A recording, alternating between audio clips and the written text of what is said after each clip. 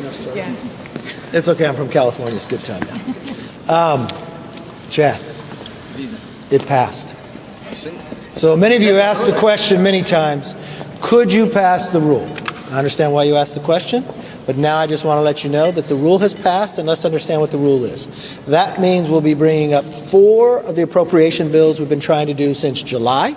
Finally, we got the members together to be able to make that happen. If we're able to finish those 4 along with the ones we already, that would make it 73% of all the discretionary funds that we're supposed to appropriate for this time. Now, if anybody can answer the question, how much has the Senate passed? How many appropriation bills? Oh, that's 0. No, that's not true. We have passed, so you're wrong. Go back to school on that one. The Senate has done nothing this entire time. The House will continue to act and lead to make this happen. Another thing with Republicans taking the majority of something we just learned today that we would not know. President Biden had lied to Americans again. What we have just found on a trip in 2013, while he was vice president, taking the vice president plane to China, his son, Hunter Biden, went with him. His son made sure he set up to be able to shake hands quickly with Jonathan Lee, a Chinese individual. We now have found today that when President Biden was running for the presidency, when he told the American people that my family has never received money from China, is wrong. We now found today that there were 2 checks wired from Beijing, from Jonathan Lee, $250,000, to Hunter Biden, and you know the address was Joe Biden's home. Now, I'm not sure if Hunter was living there at the time, because in his book, he says he was living in California at that time. His attorney said he had never, the Biden's attorney said they had never received money from this individual. That was a lie. We also found out this individual, not only did he become good friends with Hunter Biden, the president said he never talked business and never worked. Devin, Hunter Biden's partner, says no. Joe Biden called in. We've now found that Joe Biden not only became friends with this individual, he wrote letters of recommendations for his children for college. So this idea that when the president told us they never received money from China, that's wrong. Not only did they receive money from China, the money, what was wired, used the address of then Vice President Joe Biden. That Vice President Joe Biden took his son to China, where he met this individual that they were doing business with. He even wrote letters of recommendation, Joe Biden did, for the children. So all this talk of what Joe Biden has said has not been true to the American public. And we just found that out today. As we continue to walk through and get these appropriation bills done, we see the other failure of President Biden, our southern border. Every single day, Americans are dying from the fentanyl. We see trains of illegal individuals coming up through there. We see our border agents bloodied in the fights that are happening at the border. The president continues to ignore it, but no more. The policies have only shifted by his presidency. The president needs to secure our border. We will move a continuing resolution, bring a rule to the floor to secure our border and keep government open. Why are we doing this? Because America is asking for it. In Massachusetts, a state far away from the southern border, where there's not one Republican member from Congress from Massachusetts, the governor has declared an emergency based upon the illegal immigration. The governor of New York tells those who are coming to go somewhere else. The mayor of New York City says it's destroying his city. El Paso mayor says it's about to cripple them. These are Democratic leaders that are calling out for this president to do something. We are going to give Democrats and this president the opportunity to actually do that and keep this government open. And hopefully the Senate will be able to start moving some appropriation bills. With that, let me introduce the Congresswoman from New York, who can explain to you the #1 issue in New York that the mayor and the governor talks about is the illegal immigration that's coming into their city. Congresswoman Malliotakis. Thank you. Thank you, Speaker.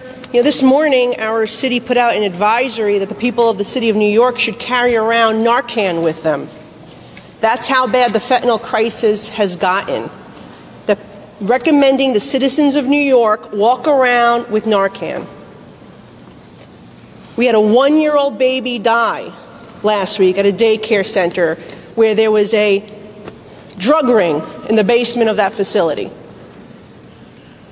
Between the bail law of New York that allows drug traffickers and drug dealers back onto our streets and the open border, this is the crisis that we're seeing, unprecedented. In addition to that, our mayor has already said that this crisis will destroy New York City. He is well on his way to bankrupting New York City by saying New Yorkers have to pay to provide the housing and every other service for citizens of other countries. Today in court, and I'm part of a lawsuit, the judge in the New York Supreme Court actually struck that down and said that there is no precedent for that. There is no law that says that the mayor needs to provide this housing. So we're urging the mayor to stop and instead tell the president to secure our border. This was a school that's closed, a Catholic school that went to now supposed to be a public school, at 1,000 classrooms taken away from our families and turned over to migrants. Yesterday, I was with a 95-year-old veteran who was among senior citizens who were forced to leave an assisted living facility on Staten Island, only so the nonprofit organization that runs it turned around and entered a shady deal with the mayor to provide migrant housing. Tomorrow, Natural Resources will be having a hearing on our federal parkland being taken over to provide encampments. This is out of control. It is completely out of control, not only from a fiscal standpoint. Taxpayers in New York can't afford it. The mayor's saying a 15% cut across the board. We are in $33 trillion debt in this country. If the mayor wants more money, I don't know where he thinks it's going to come from. But as the Speaker said, it is dangerous. It is dangerous for everybody involved. It is dangerous for those people who are dying from fentanyl, from the drug traffickers that are bringing it over. It is dangerous for the migrants who are taking this treacherous journey. The president should not encourage that. Why is the president encouraging a process that enriches the drug cartels and allows them to overrun our Customs and Border Protection? We need to get this done. We need to secure the border in this process, and it is shameful that the leader of the House and the president of the Senate are from New York and have said nothing about this. Nothing, not a word about the crisis that their mayor is saying is destroying the city of New York. With that, I yield back. Thank you. I would like to introduce my good friend, August, who has been a real leader on this issue and goes to show you that this crisis from the southwest of the United States to the northeast of New York. Everybody's talking about a shutdown, and that's all that's been in the news. I'm talking about a shutdown too. We need the southern border to be shut down. I just came from Eagle Pass yesterday, and if you want to talk about heartbreak and tragedy, meet the woman that was brutally assaulted, kidnapped, separated from her husband, 30 stitches in the back of her head, kicked in the face by cartel members. I blame Joe Biden for that, for allowing the cartels to have operational control of the southern border, for allowing the cartels to smuggle and traffic over 7.5 million people in the last 2.5 years, for allowing over 150 people who match the terror watch list to enter this country illegally just this year. Failed policies, not allowing our Border Patrol agents to actually do the national security mission. Only 10% of our agents right now today are in the field protecting our country from those people who are trying to evade capture. I blame President Biden for the 53 migrants south of San Antonio in the July heat that roasted in the back of a tractor trailer. That's not humane. It is his failed policies that have led us to this point. We passed the most comprehensive and the best border security bill in decades. That bill needs to go to the Senate, and the president needs to make a decision. If he wants to keep the government open, he needs to shut down the border. Texans have had enough. The 100,000 families who have lost their loved ones due to the poisoning of fentanyl have had enough. Even my friends from states like Massachusetts, as the speaker mentioned, even Democrat friends are saying we're getting pressure to do something about the border. Come to Texas. Where is mainstream media? Go to Eagle Pass. Go meet the migrants that I met. Go hear their story through the Darien Gap, where I was at this summer. Go ask them. Go ask that young lady who was kidnapped by the cartel members what her story was. We have complete chaos there, and it is completely avoidable. Reinstate, remain in Mexico, have consequences. Every Border Patrol agent will tell you that there are no consequences. No border security, no funding. It's time to shut down the southern border. With that, I introduce my friend Claudia Tenney from New York. Thank you. Thank you so much. And I just want to talk about the fact that we started a Northern Border Security Caucus. My colleague Ryan Zinke from Montana is going to speak about that as well. But it was so urgent what's happening at the southern border that we diverted all these Customs and Border Patrol agents to go from the northern border to the southern border. Now we have a crisis at the northern border, and we have huge issues with the Mexican cartels creating passports, shipping migrants, going on commercial flights, landing in Canada, getting to the cartels, getting them across the Canadian border, and once they get into New York, up in the Buffalo and Swanton sector, very dangerous parts of New York now because of the shift in focus, Kathy Hochul, our governor, issues legal driver's licenses, privileges reserved mostly to citizens and permanent residents, and now these driver's licenses can get them anywhere in the world. And when I met with the Northern Border agents, they said we are basically the same. It's an open border. They can go anywhere in the United States. And tragically, right after I visited the Northern Border, a family was killed in a marsh right on the border in the Swanton sector. And these people are coming across, they're being trafficked. It's a tragic situation, but they're also violating our laws, and they're also displacing and hurting the residents of upstate New York. So it isn't just New York City, although we have a lot of focus on New York City. We have a number of counties upstate that SUNY State University of New York campuses were taking migrants at the request of Kathy Hochul, who welcomed them in. Then these migrants wouldn't leave when the students went back to college in August. Now we have incidents in Erie County, up in the northern end of the state, near Buffalo. We have tuberculosis cases. We have a rape case. We have a sexual assault case. We have numerous crimes being committed. Migrants aren't willing to they have to be evicted now by the border security and our local governments.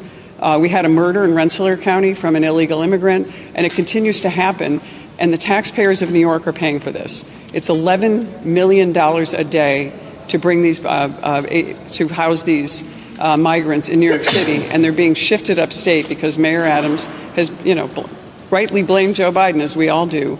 But Kathy Hochul has been an accomplice on this. She has been part of not standing up to President Biden, and incredibly, she came to Washington to see President Biden to talk about this issue, and he didn't have time for her. She finally got to catch him at a fundraiser in New York City recently, but there's still no solutions, and still, our speaker, as my colleague from Staten Island mentioned, our speaker from New York City has said nothing about this. Our majority leader, from the state of New York, who travels around the state proudly with his sign that says, "Come meet Chuck Schumer," hasn't spoken with our residents of upstate New York, among the most beleaguered taxpayers in the nation, who are coming up with the money to house these migrants at their own expense. And so that's why we formed the Northern Border Security Caucus. The northern border states, it's a very long border. It's very porous now because we don't have the resources we need. And it is time to close the border. It's time to give the agents the resources they need. And it's time to make sure that the Democrats stand up and stand for the American people. This is an 82% winner in New York State. The polling shows 82% of residents in New York across all demographics and all parties support doing something about the migrants and making sure that this burden isn't on the taxpayers. And we've been fighting for this for a long time, and now the taxpayers are speaking out. In my district, which is not Erie County, I kudos to my local governments. They have stood up and done emergency orders and have refused to take the migrants in spite of Kathy Hochul's order and our governor. And the problems have been alleviated to some extent. And this is a real problem that we've got to resolve. And we are standing strong on this. It must be passed. I know everyone's talking about shutdowns, but this border issue is the issue of the day. It is the most important issue we face as a nation. It's undermining the wealth, and I talk about relative wealth of our senior citizens, our taxpayers who are dependent on whether it's their Social Security or their small 401ks or pensions. They are paying for this in upstate New York. We are paying with unfunded mandates for this crisis, and it's looking like $5 billion is going to cost by the end of the year. Kathy Hochul, our governor, has already put $1 billion in new taxes against the taxpayers of New York to pay for this crisis, and it's all coming upstate, and it's completely unfair to us. And we're going to continue to put forward a bill, and I think this bill is great. It's comprehensive. I give kudos to the Speaker and everyone who has contributed to making this bill comprehensive, humane, and something that's going to benefit our citizens. It's going to benefit our taxpayers, and it's going to be giving us an alternative to this disaster we're seeing at our border. So I just want to say thank you so much for Ryan Zinke, my colleague from Montana. The congressman has been a real leader in the Northern Border Security Caucus, and I just want to introduce him. Just say a few words. Thank you. And I'll make my remarks short. So where are we? We agreed as a caucus that we'd go through regular order. Last time regular order was Denny Rehberg had my seat. It's been decades. So we'd agreed to have 12 bills. We agreed on two fundamental things. We would curb spending and we would remove the woke. And we did on all bills. 10 of the 12 bills are through, and we'll get the other two through. Now before us are the three, in my opinion, three of the most critical. We passed VA and MILCON, and we kept that whole because we're going to keep our promise to our veterans. Defense. We segregated out largely Ukraine because I think that deserves a discussion from the administration. What are our goals and objectives? But defense, we got rid of the woke. And look, I don't think the government and our military should be paying for sex change operations and hormone therapy for new recruits. And they are. And they are. So enough. So let's get back to the basics on defending the country.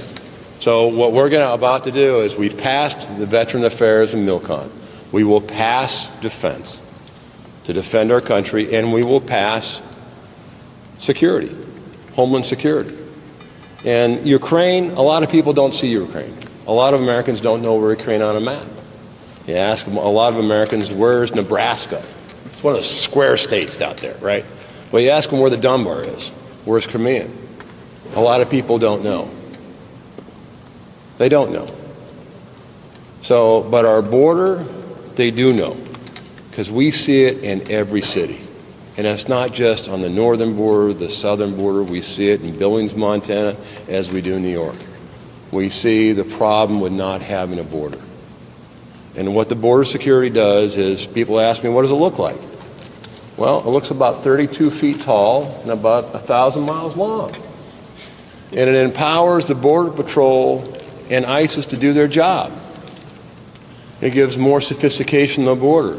But our Border Patrol and agents, they need some help on rules of engagement. So it does that. So the critical things before us as a country and a Congress is, look, you see the problems we have. You see the votes. But surely this caucus and America will stand behind, let's secure our border, let's defend our country, and let's honor our veterans. And if we can get that far, we're in a little trench warfare, we'll admit it, but even a couple yards is a long ways in trench warfare. So I'm an optimist that we'll get through that, and I thank the Speaker's leadership on it. The other thing, from a secretary, I got to tell you, I was secretary during the last shutdown. And I can tell you, a secretary has a lot of latitude on what we deem critical and essential. When I was secretary, I didn't shut down the parks. I didn't shut down inspections on our oil rigs. I didn't shut down transportation. I didn't shut down permits. But, you know, when a shutdown becomes political, you can do a lot of harm as a secretary to the innocent. For instance, what happens to our military when they don't get paid? You know, as a commander, is that most of our military operates under the poverty line. For a lot of junior enlisted, they get about $10 an hour, which equates to 40 hours of work week. And I can tell you when you're in deployment, you do a lot more than 40 hours. So when you threaten the pay of a petty officer or a corporal, what does that mean? It means probably not going to make a car payment, probably going to miss rent, young family starting, diapers, groceries. We get it, right? So what I don't want to do is I don't want to put in jeopardy the people that are serving this country over a political argument. So, you know, I'm an optimist. We have great leadership. But I think America also knows that we want to do the right thing. We said when we come in office, we'd do two things. We'd curb the spending and we'd remove the woke. And we did. And I think everyone agrees the right thing to do is pass the appropriation bills and then move to the Senate to negotiate them and come and do our job as a Congress. So with that, thank you. It's going to be a long night for everybody. God bless, and Mr. Speaker, I yield back. Thank you. One thing we have found is we want to make sure government stays open as we do our work. We're going to be here working late tonight. The Senate has not passed anything yet, but it really comes down to the president.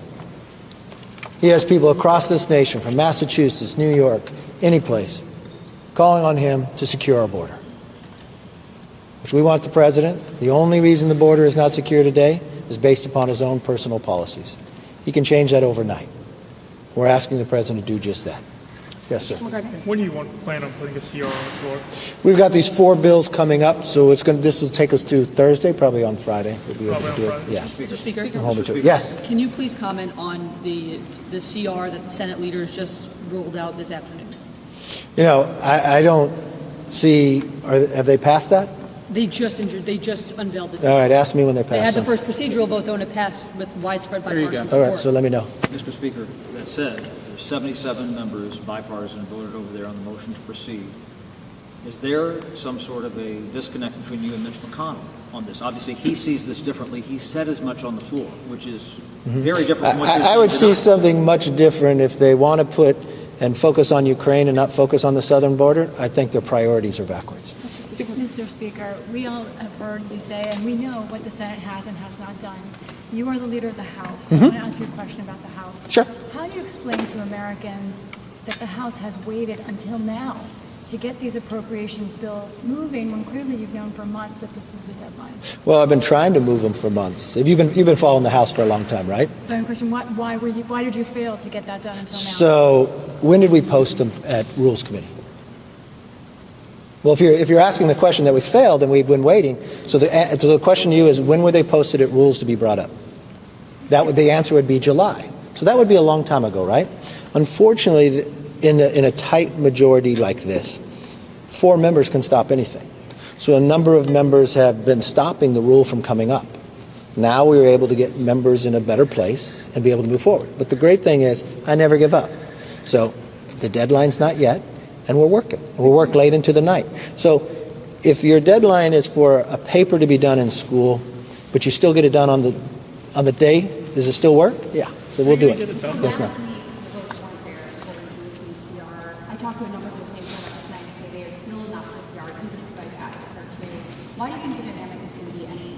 Because I don't understand how a Republican is going to sit and support what is currently happening on the border and defend President Biden on keeping the border wide open. I don't understand how someone can do that. I mean, I'm hearing from Democrats that want something done there. So I'm not quite sure how they would defend that position. Speaker McCarthy, have you spoken to Leader McConnell about that bipartisan proposal that they put forward to avert the government shutdown? And at this point, is that something that you're going to review at this point? You seem a little dismissive of it. Will you put it off until something actually gets passed? I think in the House, we'll take up ours. I did talk to Leader McConnell tonight. Yes, ma'am. Are you going to take up the House CR with the border security no matter where the vote count is? Yeah. Or only if the vote count is solid? No, we're going to take it up. Yes, ma'am. Mr. Speaker, Can you what? Can I ask, are you going to be able to pass these 4 appropriations bills? And hold on, will you only bring up the CR if you pass all 4? No. I'll bring up the CR regardless. Regardless. Because remember what it is. This is a stopgap funding to keep government open and securing the border. I don't know anyone who's opposed to that. I think that's where people would want to be. We have something much different. You know, one of the things when we took the majority, we wanted to change Washington. First of all, you see people in the building. Members have to show up to vote, no proxy voting. The other thing is change the behavior where you can individually bring bills up, something we've been trying for months to get done. Luckily, we finally have some members to be able to solve that problem. The other thing that we found is we allow amendments, right? So we have hundreds of amendments to take up in these bills. So members on both sides of the aisle can bring up ideas. So we'll see as we go through that to make sure if bills change that we can be able to pass them. Can you pass these 4 bills, though, do you think? I think we're going to work very hard, and I think we're going to get them passed, yes. Mr. Speaker, well, thank you. I'll come back. A few CR proposals have been floated last week on the House GOP side. Could you give a bit more details about where yours include, like a top line, for example? Okay, go look at the rules that we posted, and you'll find out the one we did, yes. But just a similar question, will it be a lower spending level or a CR to extend the current spending levels? No, it'll be a lower level. Would it be that 1.471 trillion? Yes. Yes, ma'am. If the House passes its CR on Friday, and let's say hypothetically the Senate passes its CR, are you going to try to conference those, or what would the process there be if we see 2 different CRs?